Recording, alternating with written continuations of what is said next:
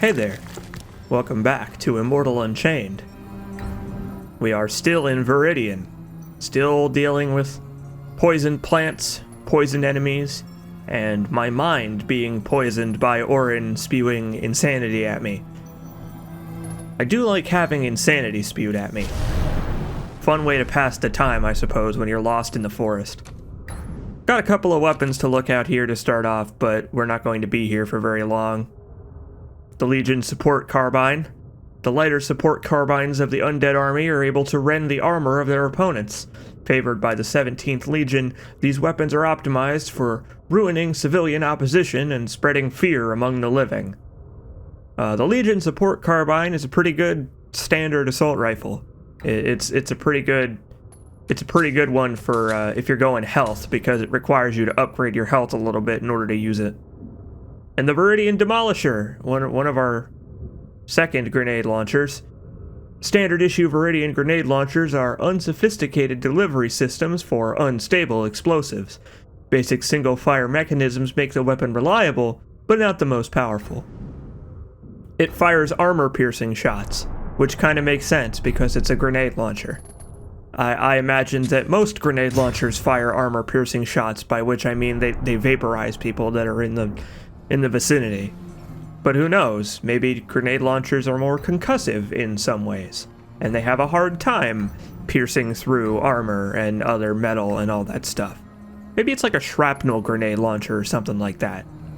I don't know. We have some parts of our armor that can be dyed now, so that's kind of cool. Gonna be making use of the armor camouflage patterns and the armor dyes.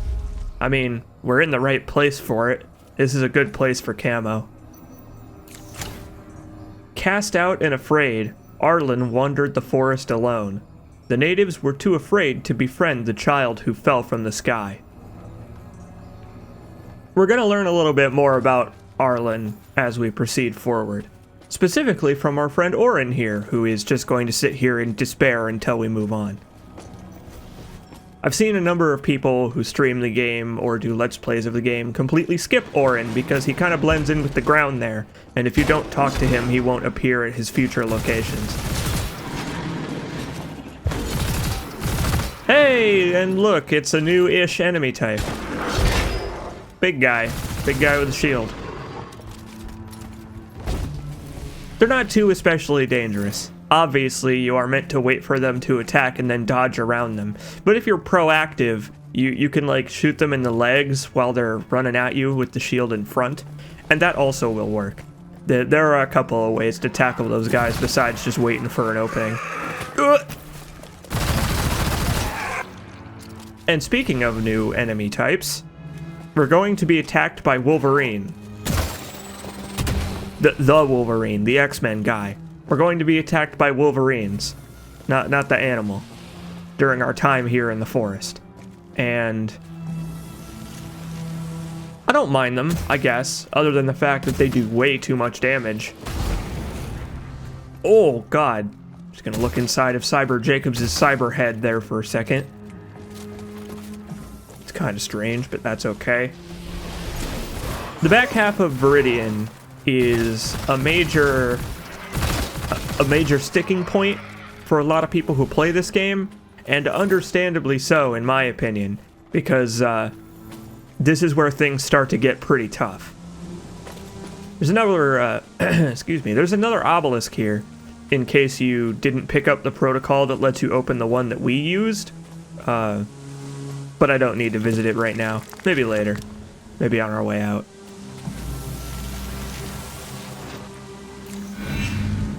Proven by their zeal in battle, the most devoted subjects are rewarded by ascension into eternal service.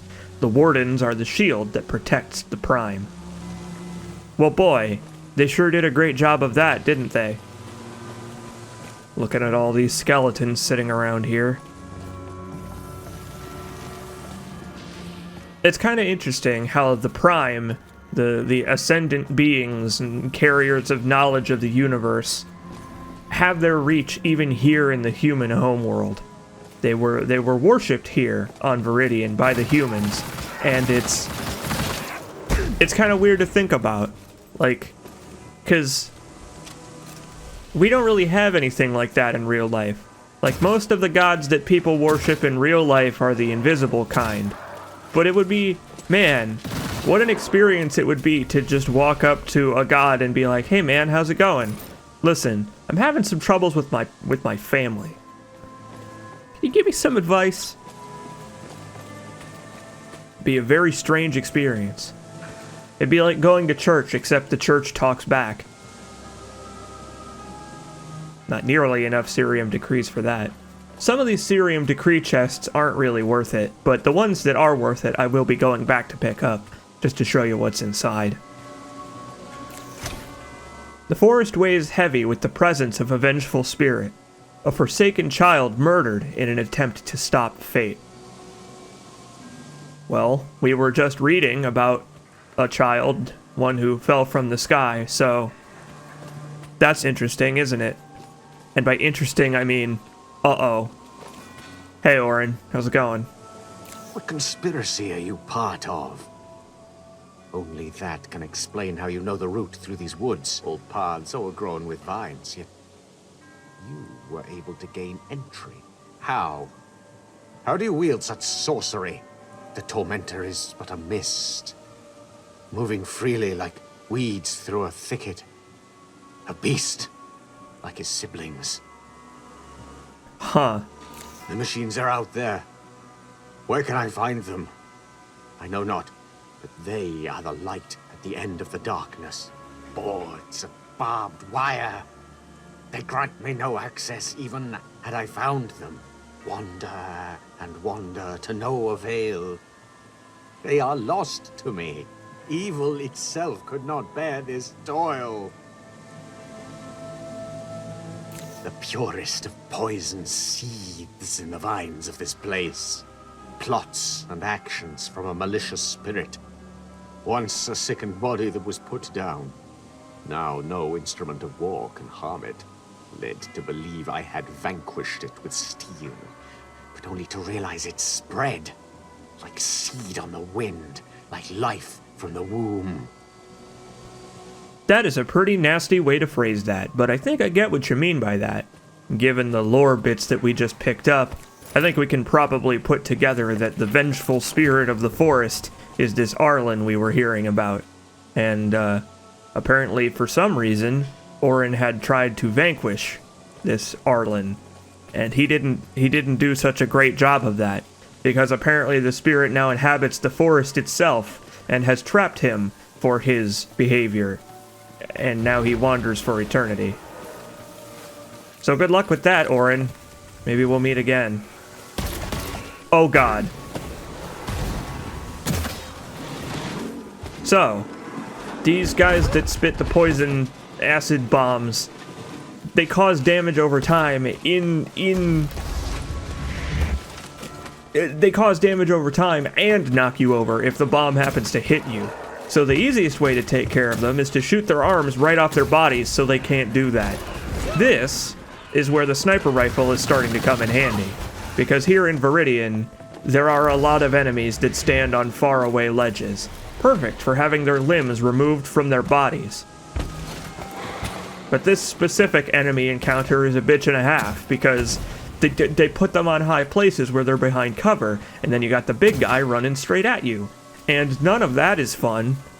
I mean, it's fun, in the same way that video games generally are, but it's challenging, to say the least, let's say. Also, I forgot that the power attack for that weapon is a grenade launcher. For reference, you can blow yourself up with your own grenades, yes. Game doesn't care. The game will let you do it. The game trusts that you know to be safe with, you know, high-grade explosives. But I'm not. I'm not safe with them. What have we here? Oh. Okay, cool. Now we have 4 syringes instead of 3. That is really helpful. That is like upgraded Estus flask levels of helpful. I will cherish that upgrade. Following the conclusion of open conflict, as a show of faith, the Ambassador Golan was one of the prime exchanged with the Azurians. Interesting. I suppose at one point the Prime and the Azurians, whoever they were at war. Over what? I don't know. Maybe ideals. Maybe we'll find out going forward. But man, the world of Immortal Unchained really seems like it sucks. Like, I don't know. It would really suck to be a part of this world, specifically because of the whole Eternal War thing.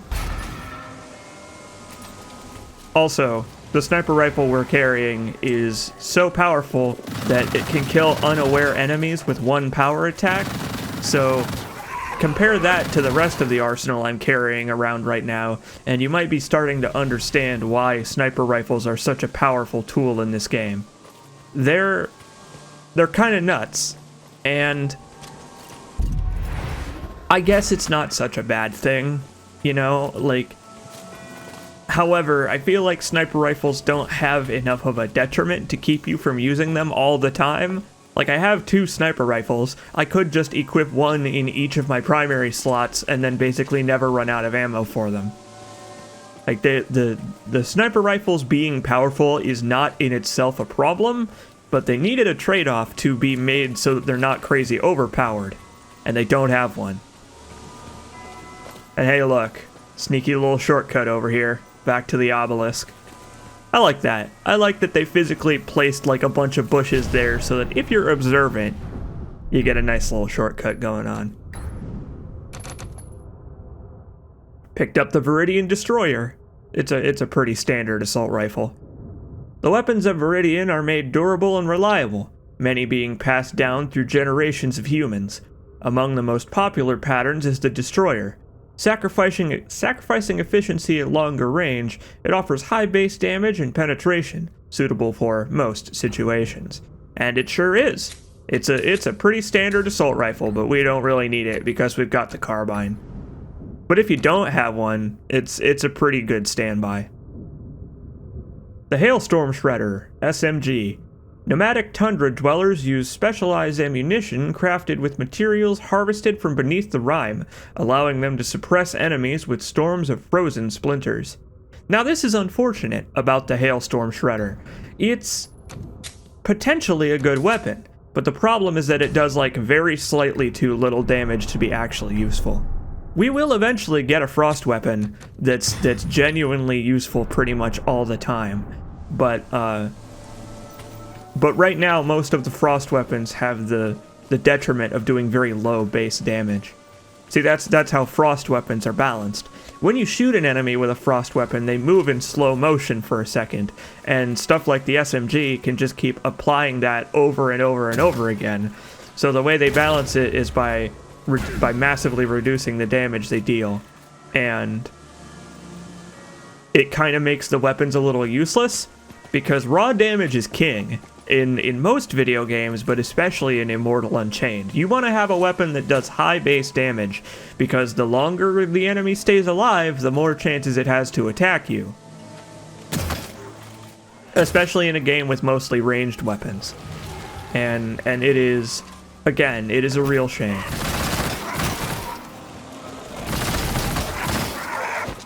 So unlike most circumstances in this playthrough so far and going forward, I'm actually going to be using the lock-on against the Wolverine guys whose names I do not know. I do not know the names of the enemies in this game because there's no like enemy codex or anything like that. Specifically because they dodge around to the side like that so often, so tracking them is really hard.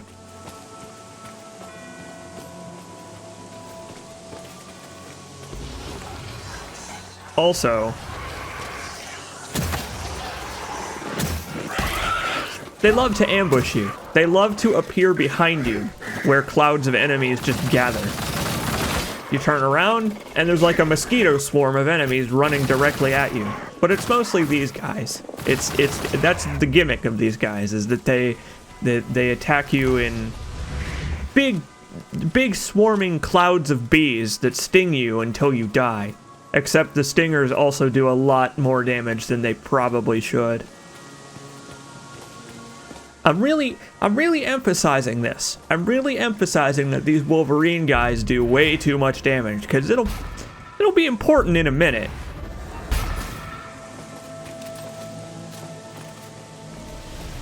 Again, this is the home of the sniper rifle. It is really useful here. Man, I don't have nearly enough cerium decrees for that. I believe that is the final door that you can unlock with cerium decrees. I can't remember the exact number, but I believe there are 30 cerium decrees to pick up in the game. And that door holds secrets untold. By which I mean I don't actually know what's behind that door. There are some areas that I still have yet to explore as of this recording. Because there's a lot of these doors and chests and other stuff that you can pick up on your way back through areas the second time. I guess it's not a spoiler to say that we are not exactly done with these areas on our first time through them. I mean, you probably could have figured that out about Arden given how short of a time we spent there. But we are going to be visiting these areas again later on in the game, hence all of the chests that we can't open right now. Very sneaky. Beheading wrought by the misunderstanding of the Azurian ruling caste nearly cost Golan's life. Sorry, ended Golan's life. Same thing. So, okay. That's unfortunate for whoever Golan is. Alright. So, as a peace treaty council, he was sent from the Prime to the Azurians, and in response they chopped off his head. That's a pretty bum rap for the guy. That's unfortunate. You know, it reminds me of a certain gentleman from Norse mythology. No idea what such a keeper of knowledge would be called. I don't know. It's not important. Forget about it. The whole Norse mythology thing doesn't mean anything. There are no... Did you hear something?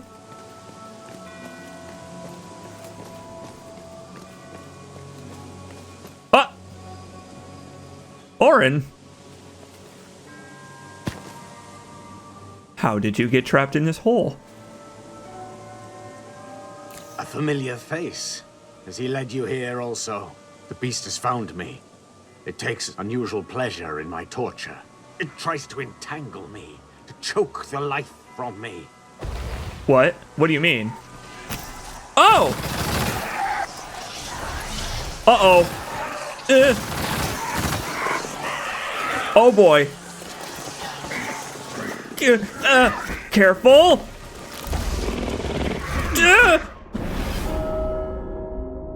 Well, that's not good. That's real not good. Alright, so... That was my first death, hooray! And unfortunately, this is a real bad place to die. Because dying during this set piece... Yeah... It gets Orin killed as well. It takes unusual pleasure in my torture. It tries to entangle me, to choke the life from me. Here's what happens if you don't get him killed, though. So, Orin's side quest is relatively notorious for being very easy to fail. I don't know why they made this asinine decision, but if you die during this incredibly difficult little section here, this little ambush, Orin also will die and you will fail his quest.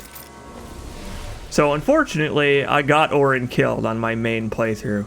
Sorry, Orin. Our efforts are victorious. Its torment never abates. Nay, I will not be caught again. I am the hunter, not the prey. Take this. Lend your help and I shall be indebted to you. Thanks, buddy. I'll use it to get you out of here. The key out of this wretched place is found and in hand. It grants access to the machine. A beacon. Find it. When activated, it will lead me to you. Once there, it will grant me exit. Sounds good. I'll see you there. But not on my main character. When you die in Immortal Unchained, you leave behind all your bits in a bloodstain. Very standard for games of this nature. There's no penalty to dying other than that, except in the cases where you have to protect an NPC, which will occasionally happen. We will sometimes have to help out our buddies when we meet them on the field, and in the case of Orin, if you fail here, he dies. So, throughout the rest of the playthrough, we will occasionally be cutting back to Orin, just so that we can see what he's up to and help him out with his quest, because at this point, I had been recording for like 2.5 hours, and there's no way to reverse this if it happens. So I was like, screw it, I'll just keep it. I'll live with my mistakes, and I'll show you how hard it is to keep these people alive.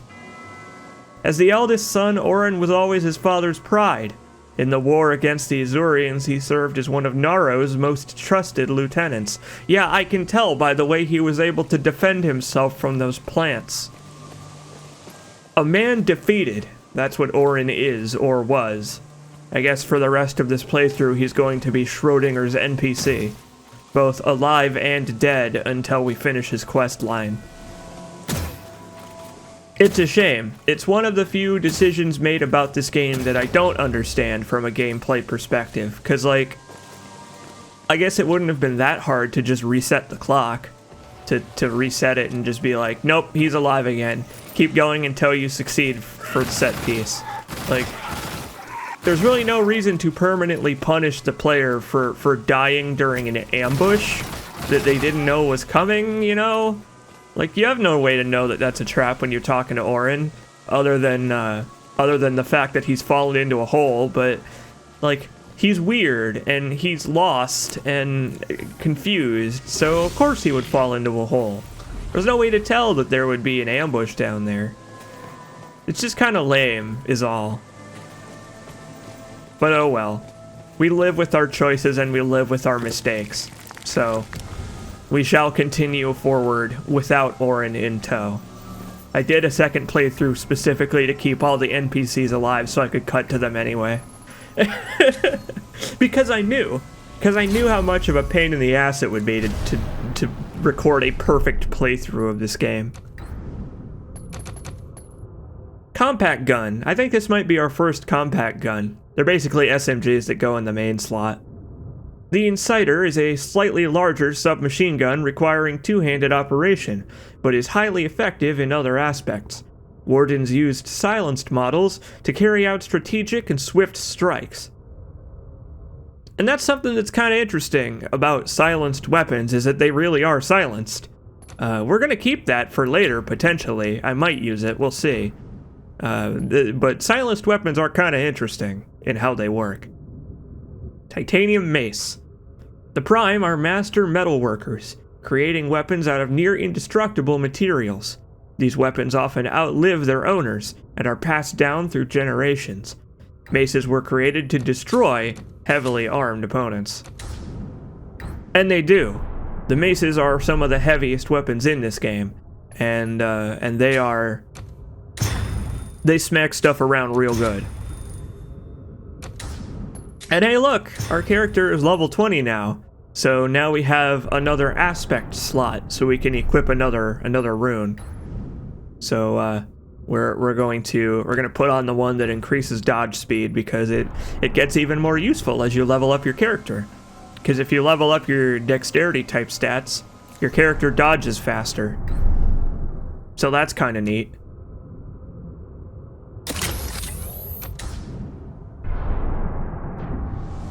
I'm also trying to stay ahead of the curve on upgrades, because you saw how quickly things went wrong with Orin. It is very important to have your weapons upgraded to their max capacity. I guess you don't need to. I guess you don't need to stay on top of it, just in case you're having trouble picking something and sticking with it. Also, I don't know what happened to that guy. He just had a heart attack and keeled over. I think if an enemy doesn't have the ability to path to the character, it'll just kill the enemy to save on processing power or something like that. But that will occasionally happen in this playthrough. Enemies will be chasing me, and then they'll just go into cardiac arrest and fall over on the ground. Really really strange behavior, but I guess I'm not going to argue it. I mean, if it benefits me, then it's fine. I gotta give this game props for the shadows. I think I might have mentioned this on a previous episode, but this game's shadows are unfortunately poorly optimized when it comes to draw distance, so playing with the shadows on high in Viridian specifically causes a bunch of frame drops. But like, look at the way that the leaves are casting shadows on the character anyway, even though I've got them on medium. It looks great. This is a great looking game. I am impressed with how well this game runs otherwise. It's just in huge cavernous spaces like Viridian, they have trouble processing everything on screen at once.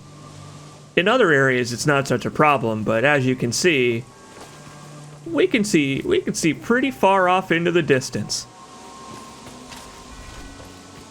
Also, there's enemies this way.